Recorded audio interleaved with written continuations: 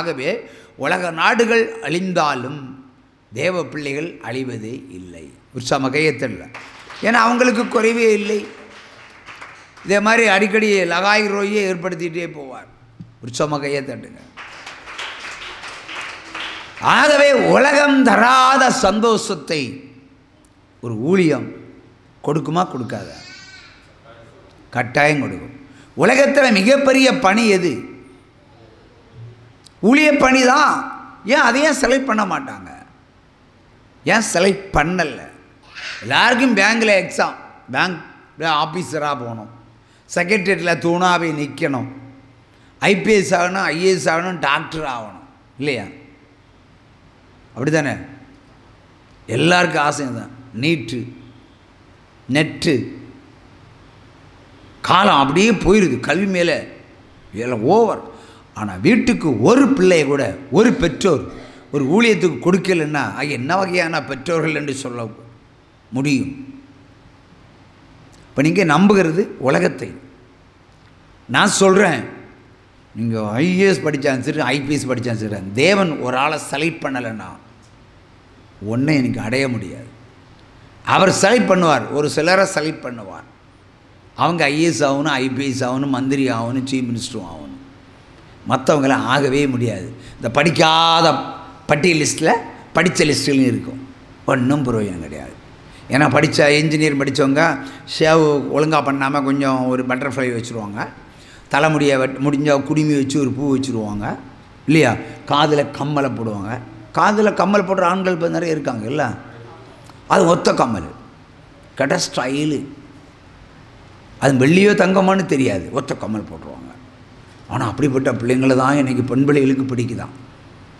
YouTube சொல்லுது.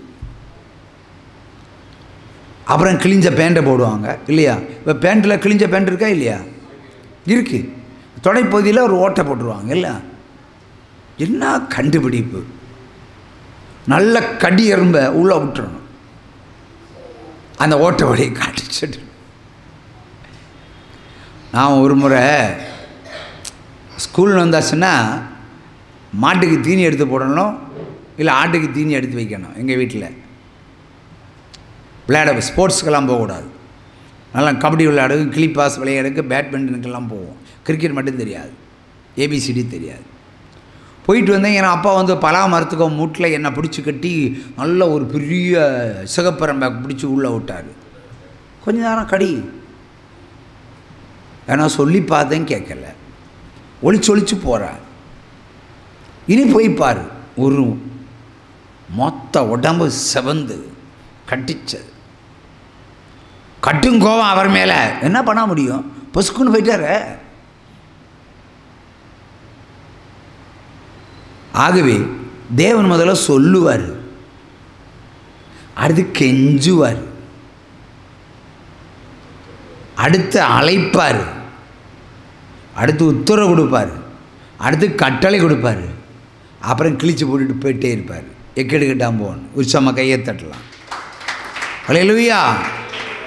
ஆகவே தேவனுடைய அழைப்பை பெற்றவர்கள், தேவனால் தெரிந்தெடுக்கப்பட்ட பிள்ளைகள் தேவனுடைய பணியை செய்ய ரெடியாகணும். ஏன்னா இனி சுவிசேஷமே இல்லை. எவ்ரிதிங் இஸ் ஓவர்னு நானே சொல்லியிருக்கிறேன். இனி சுவிசேஷமே கிடையாது. ஏதோ கொஞ்சம் நேரம், கொஞ்சம் காலம். இப்போதும் சொல்கிறேன், தீர்க்க தரிசனமாக சொல்கிறேன், எவ்வளோ நீங்கள் படித்தாலும் உங்களுக்கு வேலை கிடைக்க போகிறதில்ல, கிடைக்க போகிறதில்ல. அதுக்காக நீங்கள் இரண்டில் ஜெபத்துக்கெல்லாம் வராதிங்க. இந்த படிப்பு இதுக்கெல்லாம் எனக்கு ஜெபத்துக்கு வராதிங்க. ஆண்டவரை பணி செய்வாங்க, நான் ஜெபம் பண்ணுறேன். எனக்கு கிடைக்காத ஒரு காரியத்துக்கு நான் எனக்கு ஜெபம் பண்ணுறேன். உலகத்தில் படிக்கலாம், நீ பாஸ் ஆகலாம், வேலை கிடைக்கணுமே, கிடைக்காதுல்ல? கிடைக்காது. அது கிடைக்காத காரியங்களுக்கு நான் எதுக்கு ஜெபம் பண்ணி என்னுடைய டைமை நான் வேஸ்ட் பண்ணுறேன்? எல்லாரும் உலகத்துக்கு அடிமை ஆகிட்டாங்க. சாராயத்துக்கு அடிமை மாதிரி, கல்விக்கு அடிமை. கர்த்தருக்கு அடிமையாகுங்க. கர்த்தர் எல்லாவற்றையும் மடியில் போடுவார், மடியில் போடுவார். கர்த்தரால் கூடாத காரியம் ஒன்றும் இல்லை. கல்வி மோகம், எல்கேஜியில் சேர்க்கறதுக்கே டொனேஷன் இல்லையா? நல்ல மெட்ரிகுலேஷன், நல்ல பெற்றோர்னா அரசாங்க பள்ளியில் படிக்க வைங்களேன். படிக்க மாட்டாங்களா? உங்களுக்கு மெட்ரிகுலேஷன் தான் தேவை. ஒரு பிஎஸ்சி படிக்க வைக்கிற பணத்தை விட அதிகமான பணம், ஒரு என்ஜினியரிங் வைக்கிற பணத்தை விட அதிகமான பணம் நீங்கள் 1ஆம் வகுப்புக்கு செலவு பண்ணுற இந்த பிள்ளைக்கு நீ இன்னைக்கு கொடுக்குற பணம் திரும்ப கிடைக்குமா?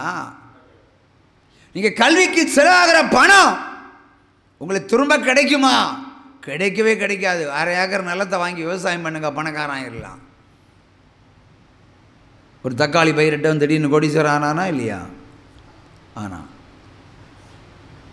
ஒரு தேங்காய் எண்ணெய் வியாபாரி 1 ரூபா பாக்கெட்டில் தேங்காய் எண்ணெய் விற்க ஆரம்பித்தான், ஐஸ்வர்ய சம்பத்தனை ஆனானா இல்லையா? ஆனால் வியாபாரம், தொழில், சரி ஒரு பிள்ளைக்கு தொழிலை கற்றுக் கொடுங்க, ஒரு வியாபாரத்தை கற்றுக் கொடுங்க. எந்த பெற்றோரும் வரலையே.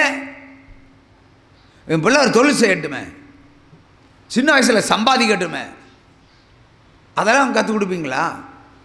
எல்லாருக்கும் அரசு வேலை. அரசு வேலை என்ன 35,000 45,000 ஆரம்பத்தில் அவ்வளோ கிடைக்கும். ஒரு விவசாயி ஒரு நாள் சம்பாதிக்கிறது இதை விட அதிகமாக இருக்கும் இல்லை? அப்போ விவசாயி பெருசா, வேலை பார்க்கிறவன் பெருசா? சொல்லுங்களேன். விவசாயம்தான் பெருசு. ஆண்டவர் விவசாயம்தான் செய்ய சொன்னார். நீ அங்கே மெட்ரிகுலேஷனில் படித்து பெரிய ஆளாவான்னு சொல்லவே இல்லை.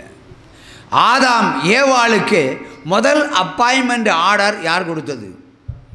ஆண்டவர் தான் கொடுத்தார். என்ன கொடுத்தாரு? நான் உண்டாக்கின அந்த தோட்டத்தை பதப்படுத்தவும் காக்கவும் வைத்தார். ஆதாம் ஏவாளுக்கு வேலை என்ன? பதப்படுத்தணும், தோட்டத்தை காக்கணும். அங்கே ஆளே இல்லை, எங்கே காக்கிறது?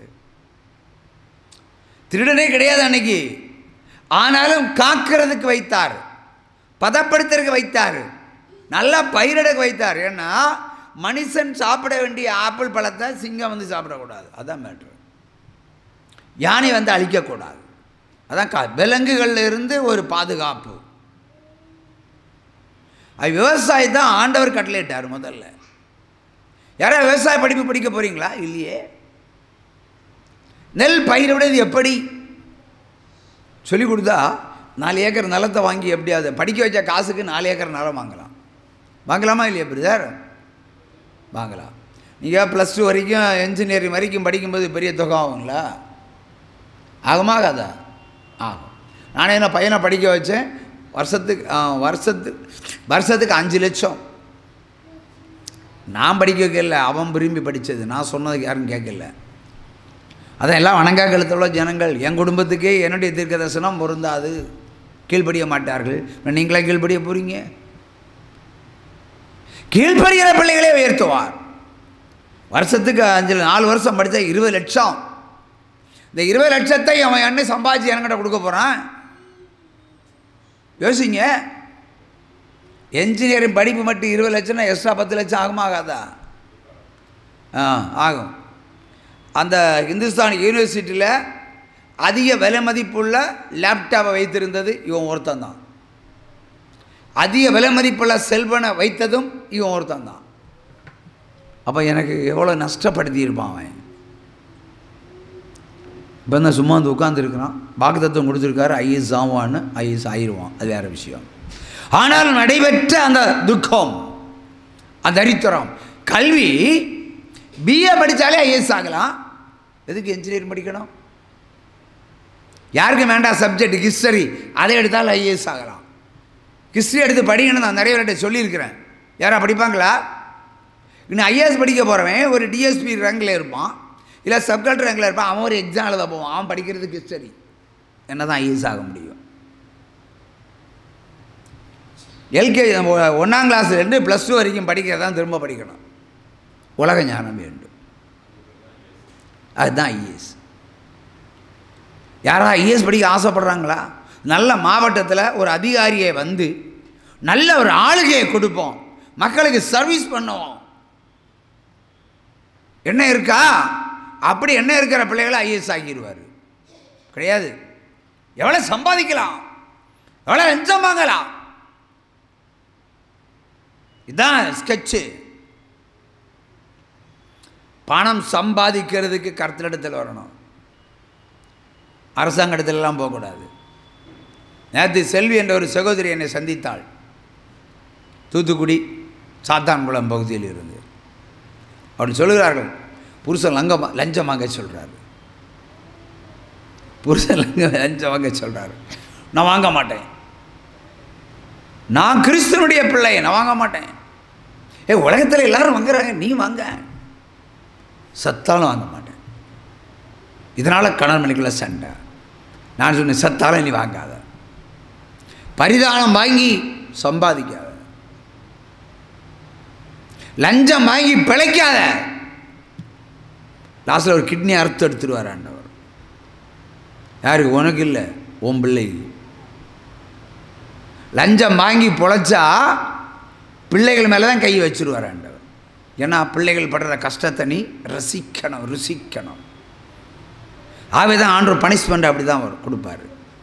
லஞ்சம் வாங்கி வீடு கட்டுதல், லஞ்சம் வாங்கி கார் வாங்குதல், லஞ்சம் வாங்கி சாப்பிடுதல், லஞ்சம் வாங்கி சில பேர் 5 ஸ்டார் ஹோட்டலில் போனால் சில அதிகாரிகள் எல்லாம் விழுந்து முழு சிக்கனே வாங்கி சாப்பிடுவாங்க. சொந்த காசாக இருக்காது, லஞ்ச பைசையாக இருக்கும்.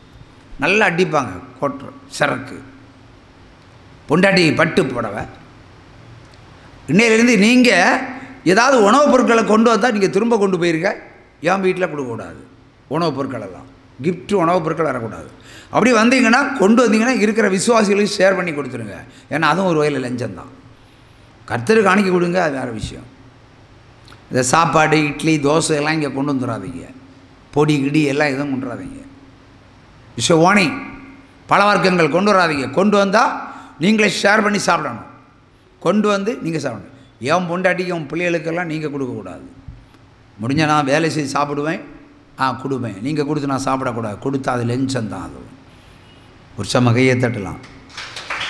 அன்பாய் கொடுக்குறீங்க, ஒத்துக்கிட்டேன். உங்களோட பகிர்ந்து கொள்ளுங்கள். அந்த அன்பை இப்படி காட்ட வேண்டாம். நீங்கள் உங்களுடைய அன்பை நான் பார்க்க வேண்டுமானால் கர்த்தருக்கு புத்தகம் அடிப்பதற்கு என்ன கொடுக்குறீங்க, அதான் அன்பின் அளவு. கர்த்தருக்கு என்ன செய்கிறீங்களோ அதான் அன்பின் அளவு. அதை காட்டுங்க. ஏன்னா அது மறுபடியும் ஊழியத்துக்கு போயிடும். மற்ற ஊழியங்கன்னா வாங்கிட்டு அப்படியே அமுக்கிடுவாங்க. நான் வாங்கிட்டு அப்படியே திரும்ப கொடுத்துருவேன், கர்த்தருக்குன்னே கொடுத்துருவேன். ஆகவே இந்த ஃபுட்டு ஐட்டம்லாம் கொண்டு வந்தீங்கன்னா வர விசுவாசிகளுக்கு ஷேர் பண்ணி கொடுத்துருங்க. வாழைப்பழம் கொண்டு வாங்க, எல்லாருமே ஷேர் பண்ணி சாப்பிடுங்க. உங்கள் வீட்டில் இருக்கிற முதல் பலன்கள் என்ன இருந்தாலும் கொண்டு வாங்க, சாப்பிடுங்க. இல்லைன்னா உங்கள் வீடுகளில் இருக்க பக்கத்தில் இருக்கிற ஏழைகளுக்கு கொடுத்துருங்க. ஏழைகளுக்கு கொடுக்கறதுக்கு திராணி இல்லைன்னா எனக்கு ஏன் கொண்டு கொடுக்குறீங்க? It is very dangerous. இது அபாயமானது. இது அன்பின் அடையாளம் அல்ல, லஞ்சத்தின் அடையாளம். ஆகவே எந்த உணவுப் பொருட்களும் கொண்டு வரக்கூடாது. சில கோழி முட்டையும் கொண்டு வருவாங்க, அதுவும் தேவையில்லை. முதல் பலனாக இருந்தால் கொண்டு வந்து இங்கே இருக்கிற ஏழை சபைக்கு ஏழை மக்களுக்கு கொடுத்துருங்க. இதில் வர்றவங்களே சில ஏழைகள் இருப்பாங்க, அதில் கொடுத்துருங்க, நீங்களே கொடுத்துருங்க. இல்லைன்னா நானே கொடுத்துருவேன். நான் சாப்பிட வேண்டும், என் மனைவி சாப்பிட வேண்டும், பிள்ளைகள் சாப்பிட வேண்டும் என்று எந்த பொருளையும் இன்று முதல் கொண்டு வரக்கூடாது. உற்சாம கையை தட்டலாம். அல்லேலூயா. இந்த தெய்வம் நம்ம தெய்வம், நல்ல தெய்வம்.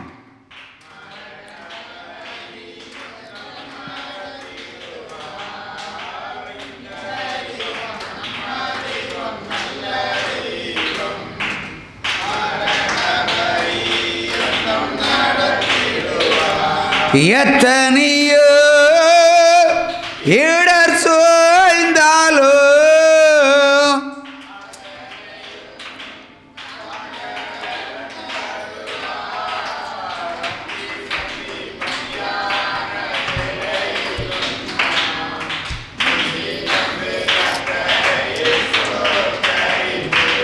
எரேமியா 2ஆம் அதிகாரம் 24வது வசனம்.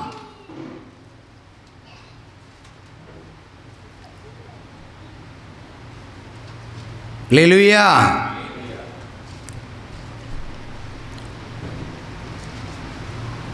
எரேமியா 2ஆம் அதிகாரம் 24வது வசனம். நீர் உன்னை உவர் மண்ணிலே கழுவி அதிக சௌக்காரத்தை கையாடினாலும் உன் அக்கிரமத்தினுடைய கரைகள் எனக்கு முன்பாக இருக்கும் என்று கர்த்தராகிய தேவன் சொல்லுகிறார். அல்லேலூயா. திரும்ப சத்தமா வாசி.